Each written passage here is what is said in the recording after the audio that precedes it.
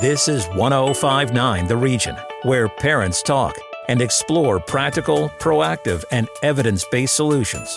This is Where Parents Talk with Lianne Castelino. It's great to have you along here on Where Parents Talk on 1059 The Region. I'm your host, Lianne Castelino, and each week we strive to share a little parenting wisdom through science, evidence, and the lived experience of our guests, who are thought leaders in the parenting space. On the show today, a life skill that is increasingly in the news because of the global pandemic and the economic upheaval it has caused for individuals, families, corporations, and countries. Money management, or financial literacy, is all about having the tools to make informed decisions when it comes to spending, saving, budgeting, investing, and more. Our guest has deep expertise in the areas of literacy skills development, public policy, and the nonprofit sector. Alison Howard is the Executive Director of ABC Life Literacy Canada, a nonprofit focused on supporting organizations that promote adult learning. Alison is also a mother of one, and she joins us today from Guelph, Ontario. Thank you so much for taking the time. My pleasure. Thank you for having me. So it would seem to most people that every day is Financial Literacy Day. It's part of every month of the year. But in fact, November is dedicated to financial literacy. So I'd like to start by asking you, what do you believe that young adults need to know generally about financial literacy today? It's very important to be able to plan ahead these days more than ever. And that's really the mark, it's one of the marks of moving from childhood to adulthood, isn't it? To be able to look past impulse buys and to be able to plan ahead and to save and to look towards larger and longer term goals for your finances. And I know not all adults do that, but it is a mark of transition to move from that childhood state when we're can have things that you want if you want them and have the ability to achieve them, but then moving towards longer term goals and setting financial objectives for yourself. And to your point, so much of this has been even more pronounced as a result of the global pandemic. So in what ways would you say that the pandemic has specifically impacted the topic of financial literacy and how your organization goes about teaching it and how it is learned? Right. Well, we know that with all of the workplace shutdowns that happened during the pandemic, these have all had a negative effect on the ability of adults in particular, but also some youth, to participate in learning and training opportunities that often happen through your workplace. Because a lot of learning is done informally in the workplace, so without that ability to attend work, you are losing a lot of these opportunities for learning. And these are not going to be easily recovered. And these are going to be felt both in terms of businesses' productivity and also in terms of workers' wages in the future. So ABC Life Literacy Canada has a solution for this. We have quite a number of resources. There are some that are available for free online from our Skills Hub. And then there are other opportunities that are often available in communities and workplaces and through partner organizations that offer workshops and will help learners go through paper-based workbooks and provide that in-person learning and training opportunities if that's a preference. But there are also opportunities to learn at your own pace and in the privacy of your own home through our Learning Hub. Now, one of those programs, as I understand it, is called Money Matters, which started in 2011 and has reached somewhere in excess of 80,000 adult learners. Could you take us through what Money Matters looks like and what is involved in the structure of that program? Absolutely. So Money Matters is a free introductory financial literacy program. It's aimed to help learners build their confidence and reduce anxiety around managing their money. And so, as you said, we've had it for quite a number of years now. And this is a program that we offer with support from our founding sponsor, TD Bank Group. And we also enjoy the luxury of having the TD staff, all of it volunteer to be trainers. They help us deliver workshops in person for Money Matters program. So it was written with the adult learner in mind, and it does use introductory language. So it really targets a grade 6 to 8 reading level. So it's very approachable. There's lots of discussion-based activities. There's a glossary of financial terminology, lots of different topics. So these are very short programs you can do fairly quickly. They cover topics such as spending plans, banking basics, borrowing money, ways to save, smart shopping, all very practical, useful, everyday type activities. So you can either access these resources online, or as I say, when you are accessing a workshop, these are often delivered through our partner organizations, through their staff, or with the support from the volunteers from TD. This is Where Parents Talk here on 105.9 The Region.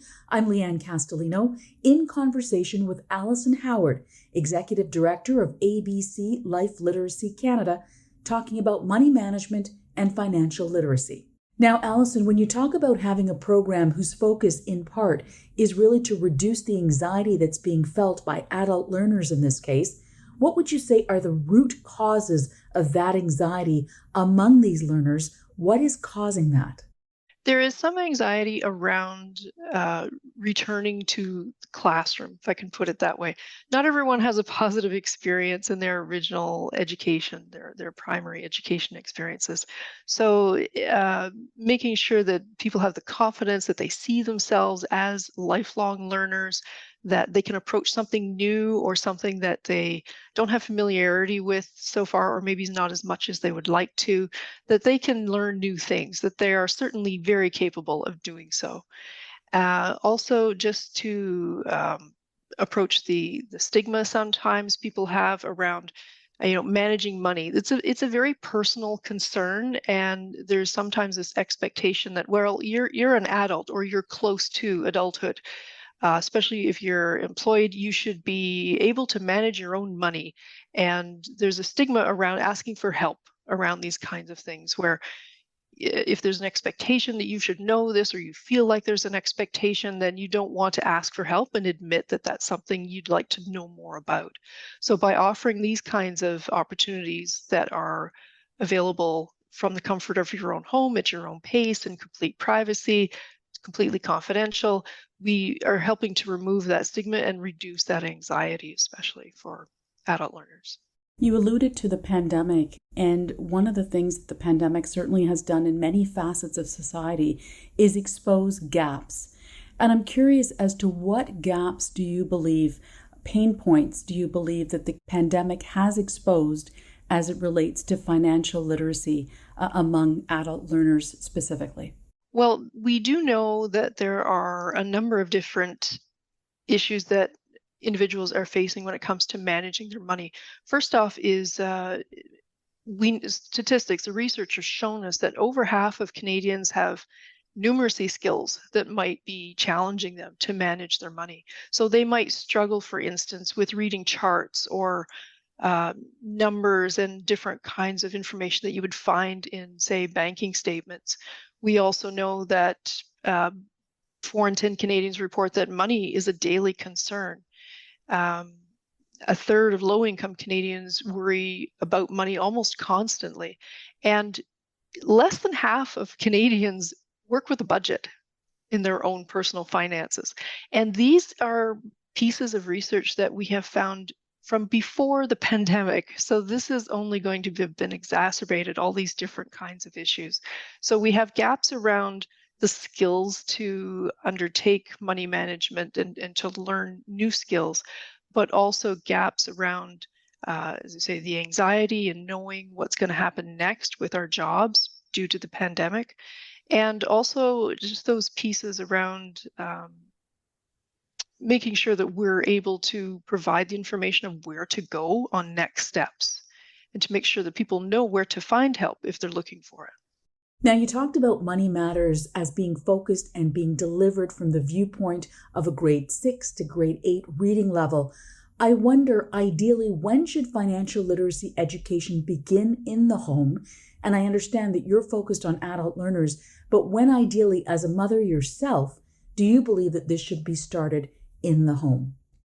Well, I think as soon as children are given money or asking about spending things, that's usually a good time to bring it up.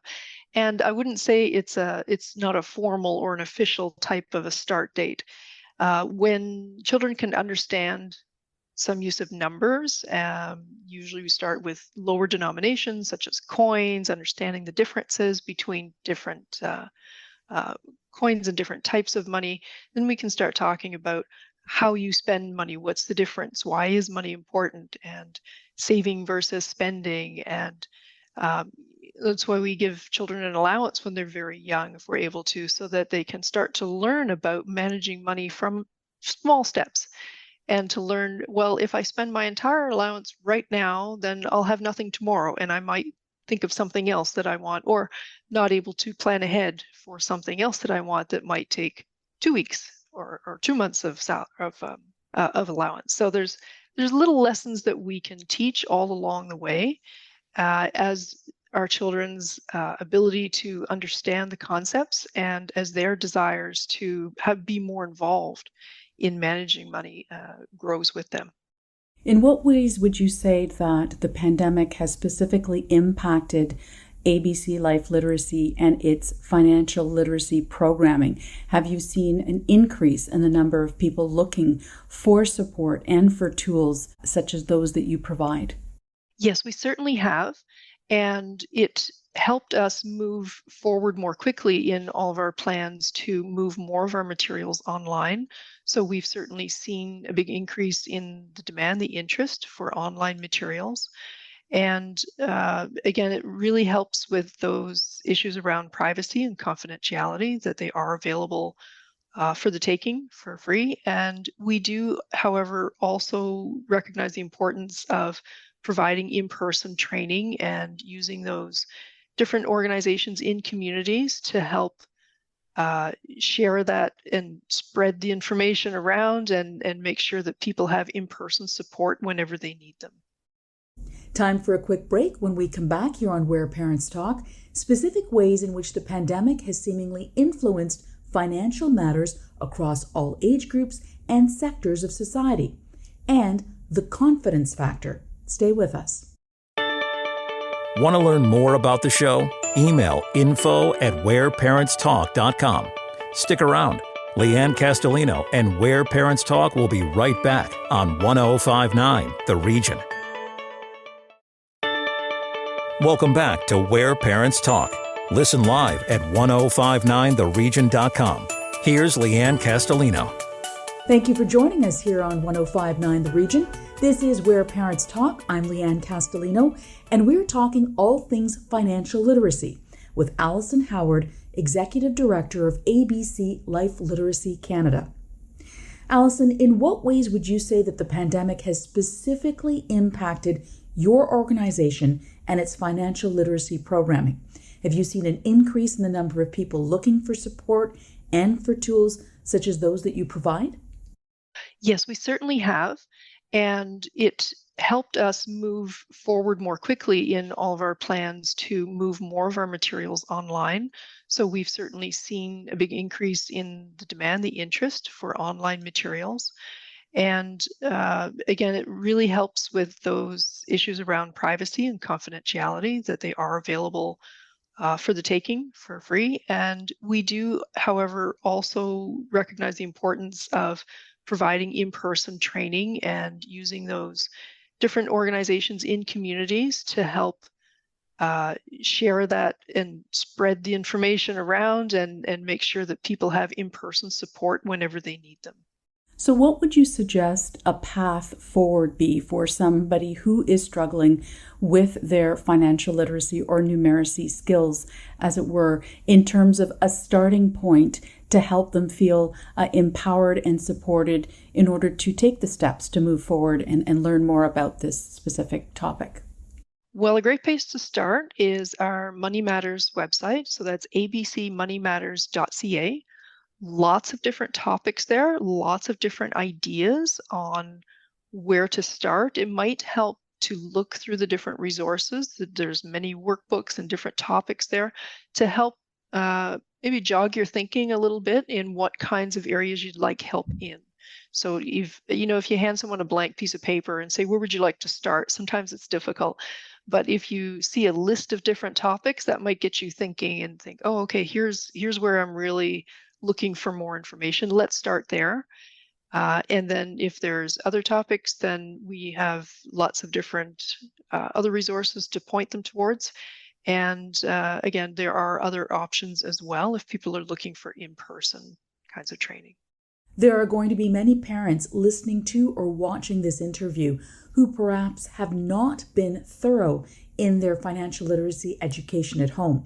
Many of us can certainly relate to that on some level.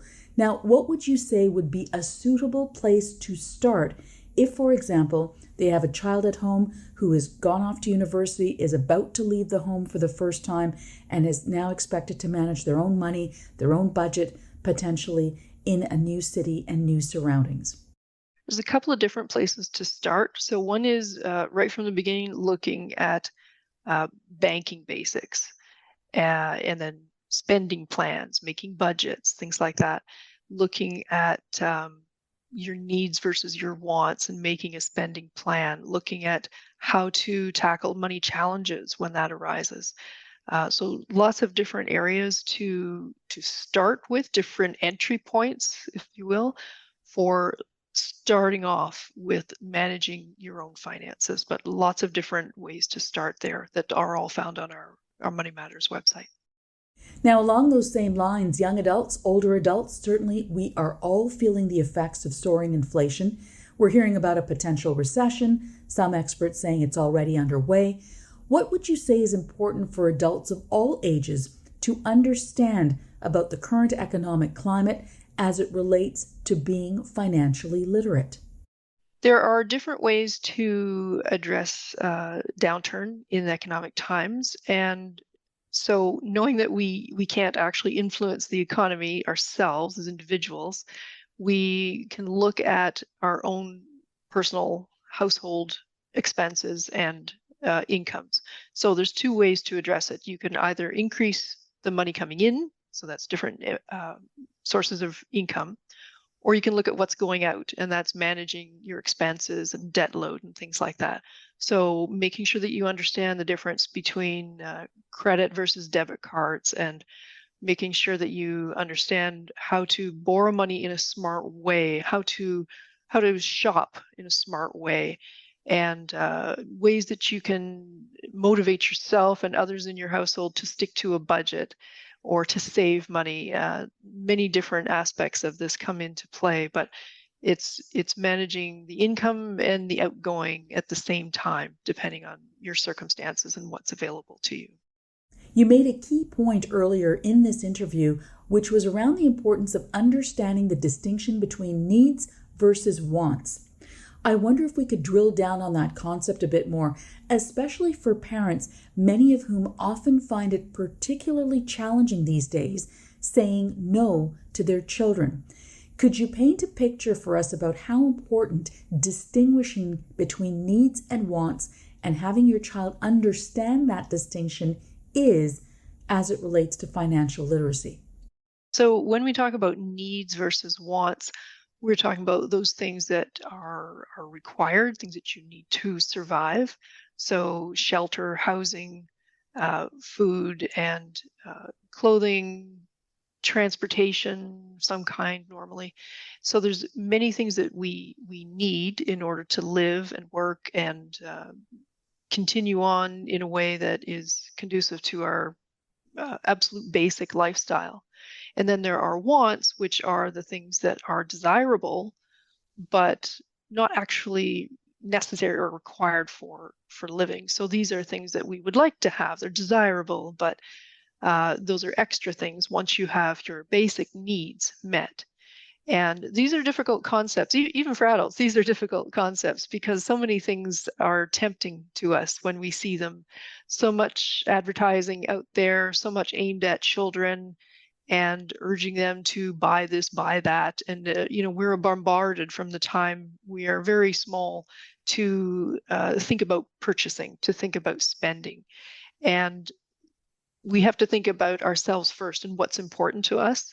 and to make those priorities. And so that is a life lesson, but that is something that does need to be started very young in order to help children especially understand the differences and why we need to prioritize spending on this versus that. Alison Howard, Executive Director of ABC Life Literacy Canada, is our guest, and we are peeling back the layers on what it means to be financially literate. I'm Lianne Castelino. This is Where Parents Talk on 105.9 The Region. Now, be sure to catch the full video version of this interview, as well as more about today's topic and guest on whereparentstalk.com. Alison, many would argue that a key source of mixed messaging these days is government in many ways. We continue to see rising deficits, increased debt, borrowing more than we have to spend, all for specific reasons. They're all taking place. And so how do you counter that type of behavior, which is pervasive at sort of the highest levels, when you might be trying at the same time to teach your kids the opposite approach at home? There are lots of different pieces of information that do come out from government if you're talking from a policy side. So yes, there's the economy, and here's what the economy is doing. But separate from that, there are also lots of incentives that are provided by government to help individuals and households to manage their money and to save money. For instance, one of the aspects of teaching children and young adults is about savings accounts and how this helps your money grow over time. So understanding what interest is part of that conversation. But there's also other types of accounts, such as registered savings plans, and that helps children who grow up to be students in perhaps in higher learning, but also adults as well. And it helps parents to help them save for future education plans. So there are tax-free savings accounts, but there are also registered accounts, such as Registered Education Savings Plan, or ESP, Canada Learning Bond, Canada Education Savings Grants. And these are the types of programs that they're registered with the Government of Canada, and they offer tax benefits and sometimes money bonuses to help families meet their future education needs. Let's talk about one aspect of something that you just touched on there, which is about confidence in terms of the confidence that people have with their money and with their financial literacy themselves. How much is confidence a factor on this topic? It's huge, and it's actually it's the most important component of all literacy programs. All of our literacy programs, that is the top goal that we are looking for in terms of impacts, is to say, did you gain confidence? Do you feel better? Did this reduce your anxiety when it comes to addressing this topic? And it does a lot of things. If you improve someone's confidence, not only does it reduce their anxiety, but it also helps them see themselves as learners. So it helps them take that next step and the next one after that to continue learning, to continue asking questions and continuing to absorb more information and be open to new ways of thinking. We've talked about ABC Life Literacy Canada's mission as being one that supports organizations that promote adult learning. What are some of the organizations that you work with in the sphere of financial literacy? So we have partnerships all across Canada with organizations that help us to deliver workshops and promote the availability of our materials. So I'll just give you a few examples in the Toronto area. Some of our community partners include the Agincourt Community Services Association, the Newcomer Centre, the Balance for Blind Adults, Epilepsy Toronto, Jesse Centre, Newcomer Women's Services Toronto, Seneca College, St. Stephen's Community House, the Native Youth Resource Centre, Wig Women Incorporated, and many of these offer in-person workshops, and they're great places to go to get some help and support. With respect to your own household, Alison, we talked about the fact that you are a mom yourself and you've got a 12-year-old daughter. I'm curious as to what financial education looks like in your own home. It's an ongoing conversation. Certainly, when you have a child that's at that age, when, as I say, you've had lots of advertising pushed towards them, and there's that uh, influence from peers and from other relatives who might be a little bit older, and just all those different conversations that are on an ongoing basis. So it's an interesting age because there's an understanding of the wants, definitely, and some, I would say, beginning understanding of interest rates and things like that. There's also that discussion where you have the opportunity to show young people the importance of work and that time equals money, that working and planning ahead for the things that you want to buy. So those purchase decisions being based on spending plans and on budgeting and thinking ahead.